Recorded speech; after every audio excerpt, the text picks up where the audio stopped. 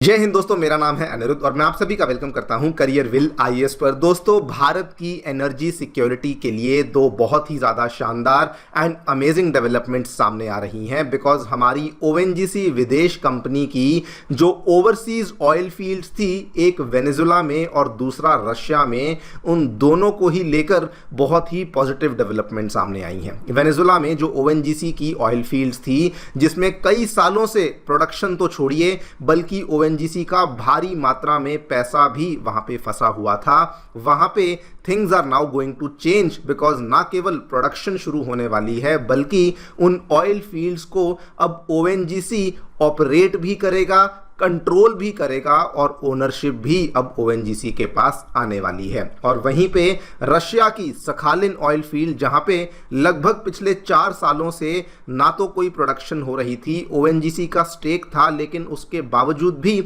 हम उसे क्लेम नहीं कर पा रहे थे, वहां पर भी हमने हमारे स्टेक को एक बार फिर से रीगेन कर लिया है। आप लोग यहां पे देख सकते हैं, वेनेजुला वाली खबर आज मॉर्निंग में ही सामने आई है। ONGC gets US licence to expand the Venezuela operations. और वहीं पे जो ये रशिया की सखालिन ऑयल फील्ड वाली खबर है, ये लगभग आज से 8-10 दिन पहले सामने आई थी एंड यहां पर भी इंडिया को बहुत बड़ा जैकपॉट हासिल होने वाला है। वैसे तो हम पूरी डिटेल में इसके बारे में चर्चा करेंगे, लेकिन दोस्तों ये खबर बहुत ही स्पेशल बन जाती है। वेनेजुला वाली खबर इसलिए स्पेशल बन जाती है बिकॉज अब जो मुद्दा है वो केवल स्टेक का नहीं है बल्कि अब हम वहां पे जाकर के ऑयल फील्ड्स को कंट्रोल करने वाले हैं। ये कैसे होगा, एक कौन सा नया कानून वहां पे आया है, कौन सी नई गाइडलाइंस वहां पे आई हैं, उसके बारे में चर्चा मैं करूंगा। रशिया के सखालिन में जो कि एक टाइम पे ऑलमोस्ट ऐसा लग चुका था कि इंडिया अपने स्टेक को खो देगा, हमने उस चीज को रीगेन कर लिया है। एंड दोनों ही केसेस में, वेनेजुला के केस में $500 मिलियन के आसपास का हमारा अमाउंट स्टक था, वो भी रिलीज होगा। होपफुली उससे ज्यादा डिविडेंड्स हमें वहां से मिल पाएंगे। एंड इवन रशिया के सखालिन में भी जो भी हमारा स्टेक था उसके अकॉर्डिंग हमें वहां से भी जो मैसिव लेवल के डिविडेंड्स हैं उनको अचीव कर पाएंगे। बात करेंगे पूरी डेवलपमेंट के बारे में, क्या देखने को मिला है एंड ऑल्सो ये पूरा का पूरा जो टर्न अराउंड हुआ है ये कैसे हुआ है। रशिया वाली कहानी तो वाकई में काफी इंटरेस्टिंग है बिकॉज एक बहुत ही क्लेवर मूव था जो कि इंडिया के द्वारा प्ले आउट किया गया। वो क्या था उसको भी समझेंगे। आइए शुरू करते हैं दोस्तों मेरे साथ। मेरा नाम है अनिरुद्ध। यदि आप लोग हमें फॉलो करना चाहते हैं तो दिए गए टेलीग्राम चैनल के माध्यम से ऐसा कर सकते हैं। दोस्तों, आगे बढ़ने से पहले आप सभी को इन्फॉर्म करना चाहूंगा कि करियर विल आईएएस की टीम आपके लिए आने वाले 2027 प्रीलिम्स के लिए सीसैट के बैच को लेकर आ चुकी है, जिसमें अगर आपने एनरोल नहीं किया है इसको डेफिनेटली कंसिडर कीजिए बिकॉज इस पूरे कोर्स की जो फीस है that is only and only 1999 rupees और ये कोर्स हिंदी और इंग्लिश मीडियम दोनों में ही अवेलेबल करवाया गया है। All right, directly coming to the news. सबसे पहले आपको वेनेजुला वाली पूरी कहानी बता देता हूं। दोस्तों, वेनेजुला में आपको मालूम होगा, वेनेजुला के जो ऑयल के भंडार हैं they are the largest in the world और उन्हीं ऑयल के भंडारों में से कुछ छोटी सी एरिया में इंडिया की ओएनजीसी विदेश लिमिटेड, जो कि ओएनजीसी की ओवरसीज आर्म है, उसने 2 अलग अलग ऑयल फील्ड्स में एक स्टेक ले रखा था। एक ऑयल फील्ड थी सैन क्रिस्टोबाल के नाम से, जो कि आपको मैप में प्रॉपरली नहीं दिखेगी, लेकिन ये सैन क्रिस्टोबाल का जो एरिया है this was somewhere over here, जहां पे आपको सैन क्रिस्टोबाल की ऑयल फील्ड देखने को मिलती थी। इसमें ओवीएल यानी कि ओएनजीसी विदेश लिमिटेड का स्टेक 40% था।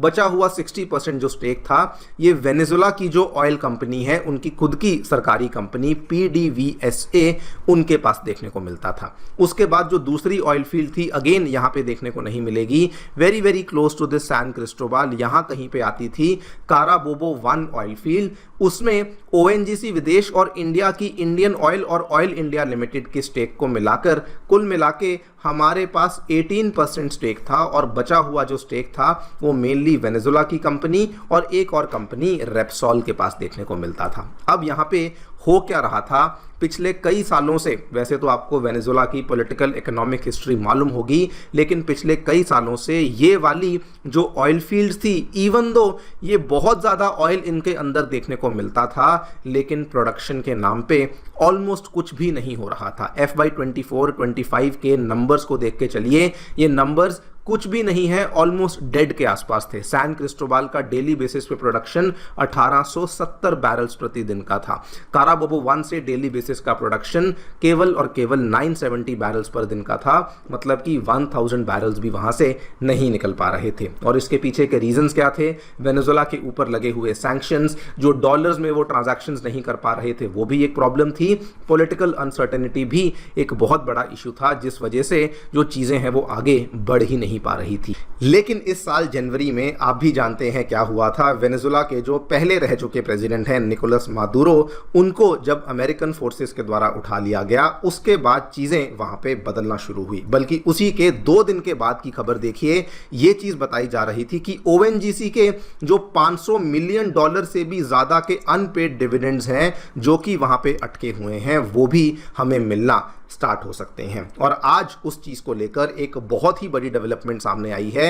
इनफैक्ट 2 डेवलपमेंट सामने आई हैं। एक तरफ वेनेजुएला के द्वारा अपनी जो अप्रोच है वो फॉरेन ऑयल कंपनीज को लेकर कंप्लीटली बदल दी गई है। उन्होंने यहां पे क्लियर कट बोल दिया है कि अगर कोई विदेशी कंपनी वेनेजुएला में आकर के निवेश करती है, हमारे ऑयल सेक्टर को रिवाइव करने का प्रयास करती है, उस केस में हम लोग आपको केवल स्टेक नहीं बल्कि ऑपरेटरशिप और ओनरशिप भी यहां पे देने के लिए तैयार हैं। आप यहां पे देखिए जुलाई 2026 की खबर, oil executives rush to complete contract migration in Venezuela because Venezuela ने साफ साफ कहा कि अगर हमें फॉरेन कंपनीज को अट्रैक्ट करना है तो उनको ओनरशिप और ऑपरेटरशिप का भी जो यहां पे एक तरीके से स्टेक है वो भी देना पड़ेगा।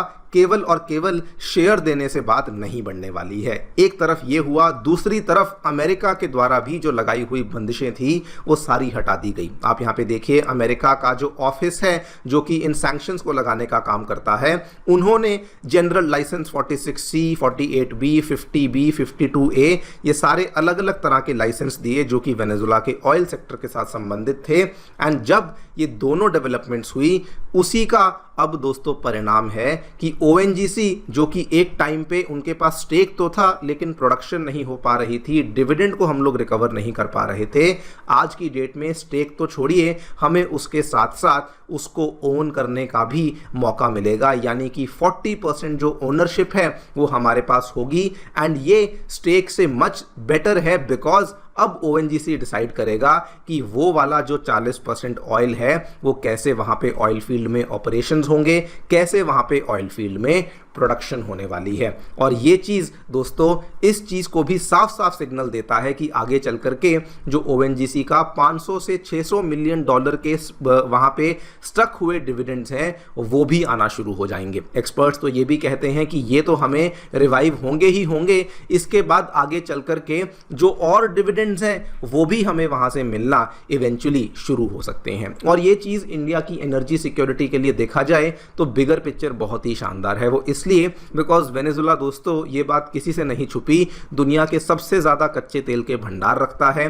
17% ऑफ प्रूवन ग्लोबल रिजर्व्स आपको वेनेजुएला के पास देखने को मिलते हैं। और इंडिया और यहाँ पे जो वेनेजुएला है वो एक दूसरे को कंप्लीट भी करते हैं बिकॉज हमारे पास ऑलरेडी ऐसी रिफाइनरीज हैं, फिर भले वो रिलायंस की जामनगर का कॉम्प्लेक्स हो, नायरा का वादिनार रिफाइनरी का कॉम्प्लेक्स हो, इंडियन ऑयल का पारादीप रिफाइनरी का कॉम्प्लेक्स हो, हमारे पास ऑलरेडी ऐसी कैपेबिलिटीज हैं जिसकी मदद से हम लोग वेनेजुएला से आने वाला जो हेवियर क्रूड ग्रेड ऑयल है उसको भी बड़ी आसानी से प्रोसेस बेसिकली कर सकते हैं। And this is not the only story जो कि देखने को मिली, उसके बाद रशिया के सखालिन 1 के साथ भी कुछ वैसा ही हमें टर्न अराउंड देखने को मिला है। 2022 के पहले क्या था, ओएनजीसी विदेश सखालिन 1 में 20% के स्टेक को कंट्रोल करती थी। ये आप यहाँ पे देखिए, ये जो आप देख पा रहे हैं ये लाल बाउंड्री से छोटा सा आइलैंड है, ये सखालिन आइलैंड है जहाँ पे आपको सखालिन की कई सारी मल्टीपल ऑयल फील्ड्स देखने को मिलती हैं। इसी में सखालिन 1 में 20% स्टेक ओएनजीसी विदेश के पास था। लेकिन रशिया ने 2022 में इसमें कुछ चेंजेस कर दिए। रशिया ने क्या कहा, सखालिन 1 की जो राइट्स और लायबिलिटीज हैं वो सभी की सभी एक नई रशियन एंटिटी को इन्होंने ट्रांसफर कर दी और शर्त लगा दी कि फॉरेन शेयर होल्डर्स, फिर भले वो कोई भी हो, चाइना हो, इंडिया हो, अगर उनको अपने स्टेक को बरकरार रखना है या फिर रीगेन करना है तो रशिया के द्वारा लगाई हुई शर्तों को मानना पड़ेगा। जैसे ही ये हुआ ऑब्वियस ऑब्वियस सी बात थी, ओएनजीसी का जो 20% स्टेक था वो बहुत ज़्यादा खतरे में आ चुका था। बल्कि 2025 में व्लादिमीर पुतिन ने खुद आकर के इस चीज़ को कहा कि अगर आपको अपना स्टेक वापस चाहिए तो उन्होंने शर्तों को प्रॉपरली बता दिया कि जो भी आपका यहाँ पे स्टेक है उस पर्टिकुलर स्टेक के बराबर का जो पैसा है वो हमें पे करिए, और वो भी रशियन रूबल में हमें पे करिए, एंड बदले में हम आपको आपका जो स्टेक है वो वहाँ पे दे देंगे। नाउ दोस्तों, ये चीज़ जैसे ही डेवलपमेंट सामने आई, इंडिया के द्वारा एक बहुत ही क्लेवर चीज़ को कैरी आउट किया गया। इंडिया के already hundreds of millions of dollars dividends में थे जो कि रशिया में ट्रैप्ड थे, बिकॉज वहाँ पे सैंक्शंस लगने की वजह से, पेमेंट रिस्ट्रिक्शंस लगने की वजह से जो पैसा रशिया से इंडिया में मूव होना था वो नहीं हो पा रहा था। इंडिया ने क्या किया? इंडिया ने उस पैसे को मूव करने की बजाय रशिया से कहा कि उस पैसे को इंडिया ना भेजो, उस पैसे को ओएनजीसी विदेश का जो स्टेक है सखालिन 1 में उसके लिए ही इस्तेमाल कर लो। और ये पैसा कितना था?